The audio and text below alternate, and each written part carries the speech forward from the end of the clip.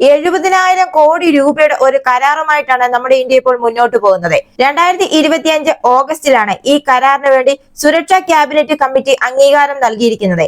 അതായത് ഇന്ത്യയുടെ പ്രതിരോധ മന്ത്രാലയത്തിനും മസഗോൺ ഡോക്ക് ഷിപ്പ് ബിൽഡേഴ്സ് ലിമിറ്റഡിനും ജർമ്മനിയുടെ തൈസൺ ഗ്രൂപ്പ് മറൈൻ സിസ്റ്റവുമായിട്ടാണ് ഈ കരാർ. ഇന്ത്യക്ക് വേണ്ടി നൂതന എയർ ഇൻഡിപെൻഡന്റ് പ്രൊപ്പൽഷൻ സിസ്റ്റം സജ്ജീകരിച്ച 6 നൂതന പരമ്പരാഗത അന്തർവാഹിനികൾക്കായുള്ള ചർച്ചകൾ ആരംഭിക്കാൻ അനുവദിക്കുന്ന ഔപചാരിക ചർച്ചകൾക്കാണ് സുരക്ഷാ ക്യാബിനറ്റ് കമ്മിറ്റി ഇപ്പോൾ അംഗീകാരം നൽകിയിരിക്കുന്നത്. നിലവിൽ ഇന്ത്യയുടെ സർവീസിലുള്ള ഫ്രഞ്ച് സ്കോർപിയൻ ക്ലാസ് അന്തർവാഹിനികളിൽ നിന്ന് AIP സജ്ജീകരിച്ച 6 നൂതന പരമ്പരാഗത അന്തർവാഹിനികളാണ് ഇന്ത്യയിലേക്ക് എത്തിച്ചേരാൻ പോകുന്നത്. ഇന്ത്യയുടെ നാവിക ശക്തിയും തദ്ദേശീയ പ്രതിരോധ നിർമ്മാണവും ഗണ്യമായി ശക്തിപ്പെടുത്തുക എന്നതാണ് ഇതിന്റെ ലക്ഷ്യം എന്ന് വേണം പറയാൻ. 6 മുതൽ 8 മാസത്തിനുള്ളിൽ കരാർ അന്തിമമാകുമെന്നാണ് പ്രതീക്ഷിക്കുന്നത്. ഇന്തോ പസഫിക്കിൽ മെച്ചപ്പെട്ട സമുദ്ര സുരക്ഷയ്ക്കായി ഇന്ത്യൻ നാവികസേനയെ സജ്ജമാക്കുകയാണ് ഇന്ത്യ. പ്രൊജക്ട് 75 കീഴിലാണ് ഇപ്പോൾ ഈ കരാർ. ഈ പ്രൊജക്ട് 75 എന്താണെന്ന് നമുക്ക് എല്ലാവർക്കും അറിയാം. ഇന്ത്യയുടെ സുരക്ഷയ്ക്കായി അടുത്ത തലമുറ അന്തർവാഹിനികൾ വികസിപ്പിച്ചെടുക്കുക എന്നതാണ് ഈ പ്രൊജക്ട് 75 കൊണ്ട് ഉദ്ദേശിക്കുന്നത്. ഇന്ത്യയുടെ നിലവിലുള്ള പരമ്പരാഗത അന്തർവാഹിനി കപ്പൽ പട എന്നത് MDL പ്രൊജക്ട് 75 പ്രകാരം നിർമ്മിച്ച ഫ്രാൻസിന്റെ സ്കോർപിയൻ രൂപകൽപ്പനയുടെ വകഭേദങ്ങളായ കാൽവരി ക്ലാസിനെ ചുറ്റിപ്പറ്റിയാണ് നിർമ്മിച്ചിരിക്കുന്നത്. അടുത്തതായി വരുന്ന ഈ പ്രൊജക്ട് 75I ഇത് ജർമ്മൻ ടൈപ്പ് 214 അന്തർവാഹിനികൾ മാത്രമാണ് ശ്രദ്ധ കേന്ദ്രീകരിച്ചിരിക്കുന്നത്. നൂതന AIP സാങ്കേതിക വിദ്യയാണ് ഇതിൽ സജ്ജീകരിച്ചിരിക്കുന്നത്. 3 ആഴ്ച വരെ കണ്ടെത്താനാകാത്ത അണ്ടർ വാട്ടർ എൻഡുറൻസ് ആണ് ഇതുമൂലം ഈ അന്തർവാഹിനികൾക്ക് ലഭിക്കുന്നത്. ഡിസൈൻ കൈമാറ്റം, നിർമ്മാണം, ഉയർന്ന തോതിലുള്ള സ്വദേശിവൽക്കരണം എന്നിവ ഉൾക്കൊള്ളുന്നതിനുള്ള ഔപചാരിക ചർച്ചകൾക്ക് CCS ക്ലിയറൻസ് അംഗീകാരം നൽകുന്നു. പ്രതിരോധ ഉദ്യോഗസ്ഥരുടെ അഭിപ്രായത്തിൽ ഈ സംരംഭം മേക്ക് ഇൻ ഇന്ത്യയെ പിന്തുണയ്ക്കുന്നതിനൊപ്പം കപ്പൽപ്പട നവീകരിക്കുന്നതിനും ചൈനയുടെയും പാകിസ്ഥാന്റെയും പ്രാദേശിക നാവിക വിപുലീകരണങ്ങളെ ചെറുക്കുന്നതിനുമുള്ള ഇരട്ട വെല്ലുവിളിയായിട്ടാണ് ഇന്ത്യ ഇതിനെ ഏറ്റെടുത്തിരിക്കുന്നത്. ഈ പ്രൊജക്ട് 75ലൂടെ ഇന്ത്യയുടെ ആഭ്യന്തര അന്തർവാഹിനി നിർമ്മാണ ശേഷികളെയാണ് ഇന്ത്യ പുനരുജ്ജീവിപ്പിച്ചത്. ഈ പ്രൊജക്ട് 75 എന്ന് പറയുന്നത് ഇന്ത്യയുടെ ആഭ്യന്തര അന്തർവാഹിനി നിർമ്മാണ ശേഷികളെ പുനരുജ്ജീവിപ്പിച്ച ഒരു പ്രൊജക്ട് ആണ്. എന്നാൽ ഇതിന് ധാരാളം കാലതാമസവും അതേപോലെ തന്നെ ധാരാളം സാങ്കേതിക വെല്ലുവിളികളും നേരിടേണ്ടി വന്നു. അതുകൊണ്ട് തന്നെ പ്രൊജക്ട് 75ന്റെ പാഠങ്ങളെ അടിസ്ഥാനമാക്കിയാണ് ഇന്ത്യ ഇപ്പോൾ ഈ പ്രൊജക്ട് 75I മുന്നോട്ട് പോകുന്നത്. അതായത് 2030കളുടെ തുടക്കത്തിലാണ് ഇതിന്റെ ഡെലിവറി ലക്ഷ്യമിട്ടിരിക്കുന്നത്. പ്രൊജക്ട് 75ൽ പ്രധാനമായും ലക്ഷ്യം വെക്കുന്നത് AIP സാങ്കേതിക വിദ്യയിലാണ്. അതുകൊണ്ട് തന്നെയാണ് ഈ സാങ്കേതിക വിദ്യയുടെ അഭാവം മൂലമാണ് ഫ്രാൻസ്, റഷ്യ, സ്പെയിൻ എന്നിവിടങ്ങളിൽ നിന്നുള്ള കരാറുകളൊക്കെ ഇന്ത്യ ഒഴിവാക്കിയത്. ഇന്തോ പസഫിക് സുരക്ഷ ചലനാത്മകത തീവ്രമാകുന്നതിനിടയിൽ ഇന്ത്യയുടെ സമുദ്രതന്ത്രവുമായി പൊരുത്തപ്പെടുന്ന സ്റ്റെൽത്ത്, സഹിഷ്ണുത എന്നിവയിൽ TKMSന്റെ ടൈപ്പ് 214 രൂപകൽപ്പന ഗണ്യമായ നേട്ടങ്ങളാണ് വാഗ്ദാനം ചെയ്യുന്നത്. അടുത്ത ദശകത്തിൽ ഏകദേശം 10 പഴകിയ അന്തർവാഹിനികൾ പിൻവലിക്കാൻ ഇന്ത്യൻ നാവികസേന പദ്ധതിയിടുന്നുണ്ട്. അതുകൊണ്ട് തന്നെ ഇന്ത്യയെ സംബന്ധിച്ചിടത്തോളം ഈ പ്രൊജക്ട് 75I എന്ന് പറയുന്നത് വളരെ നിർണായകമായ ഒരു പദ്ധതിയാണ്. ഇതോടൊപ്പം തന്നെ ഇന്ത്യ സമാന്തര ആണവ അന്തർവാഹിന പദ്ധതികളുമായി മുന്നോട്ട് പോകുന്നുണ്ട്. ഇതുമൂലം ഇന്ത്യക്ക് ഒരു ബഹുമുഖ അണ്ടർ വാട്ടർ പ്രതിരോധമാണ് വർദ്ധിക്കാൻ പോകുന്നത്. എന്തായാലും ജർമ്മനിയുമായി ഈ 70,000 കോടിയുടെ രൂപയുടെ കരാർ ഇന്ത്യ ഇപ്പോൾ ഒപ്പുവെച്ചിരിക്കുന്നത് പ്രൊജക്ട് 75I പ്രകാരം 6 അടുത്ത തലമുറ അന്തർവാഹിനികളാണ് ഇന്ത്യക്ക് സ്വന്തമാകാൻ പോകുന്നത്. ഇന്ത്യയുടെ നാവിക ശക്തിക്കും തദ്ദേശീയ ഉൽപാദനവും വർദ്ധിപ്പിക്കുന്നതിനായി ജർമ്മനിയുടെ തൈസൺ ഗ്രൂപ്പുമായി 6 നൂതന അന്തർവാഹിനികൾ നിർമ്മിക്കുന്നതിനുള്ള 70,000 കോടി രൂപയുടെ ഈ കരാർ എന്ന് പറയുന്നത് ഇന്ത്യയെ സംബന്ധിച്ചിടത്തോളം വളരെയധികം നിർണായകമായ ഒരു കരാർ തന്നെയാണ്. ഈ ജർമ്മൻ ടൈപ്പ് 212ന്റെ കയറ്റുമതി അധിഷ്ഠിത പരിണാമമാണ് ടൈപ്പ് 214. ദീർഘദൂര പെട്രോളിങ്ങിനും നീലജല പ്രവർത്തനങ്ങൾക്കും അനുയോജ്യമാണ് ഇത്.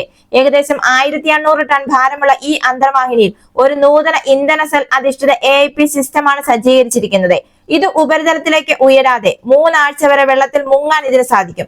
ഇത് പരമ്പരാഗത ഡീസൽ ഇലക്ട്രിക് ഡിസൈനുകളെ അപേക്ഷിച്ച് നിർണായക നേട്ടമാണിത്. ഇതിന്റെ ആയുധത്തിൽ ഹെവി വെയിറ്റ് ടോർപിഡോകളും ആന്റിഷിപ്പ് മിസൈലുകളും ഉൾപ്പെടുന്നുണ്ട്.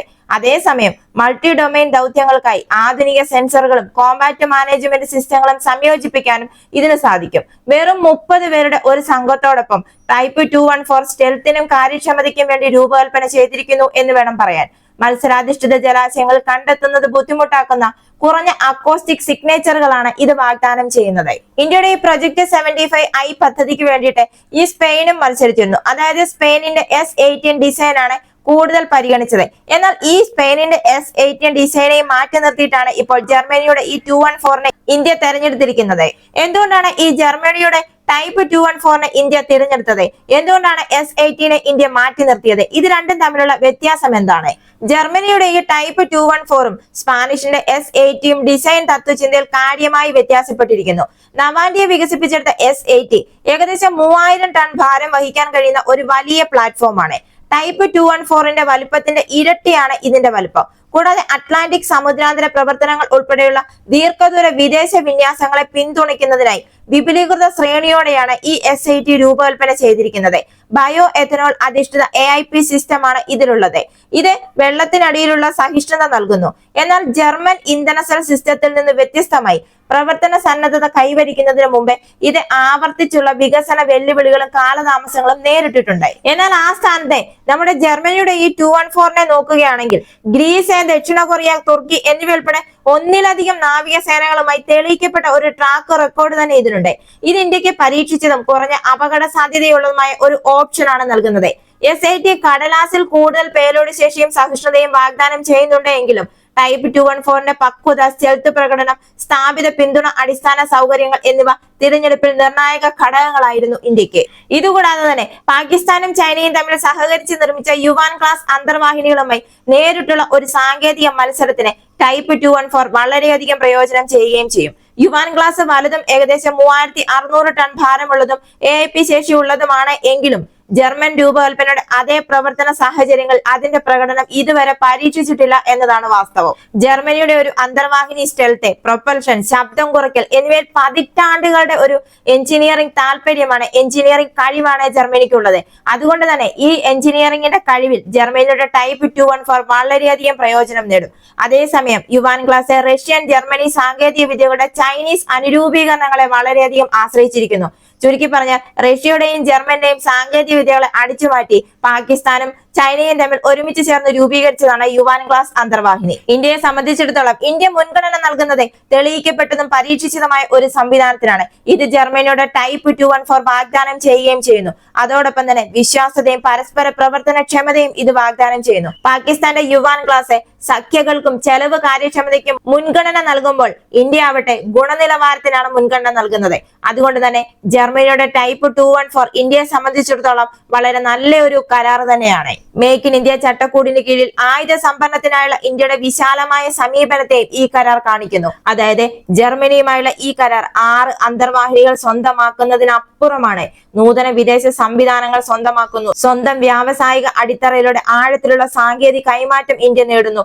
ആഭ്യന്തര ഉൽപാദനം, ദീർഘകാല നിലനിൽപ്പ് എന്നിവയ്ക്കാണ് ഇന്ത്യ മുൻഗണന നൽകുന്നത്.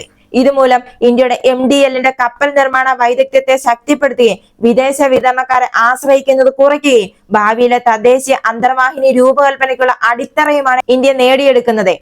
ഇതുകൂടാതെ തേജസ് യുദ്ധവിമാനം, അർജുൻ ടാങ്ക്, പ്രാദേശിക ശേഷി വളർച്ചയെ ഉത്തേജിപ്പിക്കുന്നതിനായി വിദേശ സാങ്കേതിക വിദ്യ ആഗിരണം ചെയ്യപ്പെടുന്ന നിലവിലുള്ള പീരങ്കി നവീകരണ ശ്രമങ്ങൾ തുടങ്ങിയ മറ്റ് പ്രധാന പരിപാടികളെയും ഈ തന്ത്രം പ്രതിഫലിപ്പിക്കുന്നു എന്നും വേണം പറയാൻ. സമുദ്രത്തിനടിയിലെ യുദ്ധ നവീകരണം ത്വരിതപ്പെടുത്താനുള്ള അതിശക്തമായ ഒരു തീരുമാനവുമായിട്ടാണ് ഇന്ത്യ മുന്നോട്ട് പോകുന്നത്.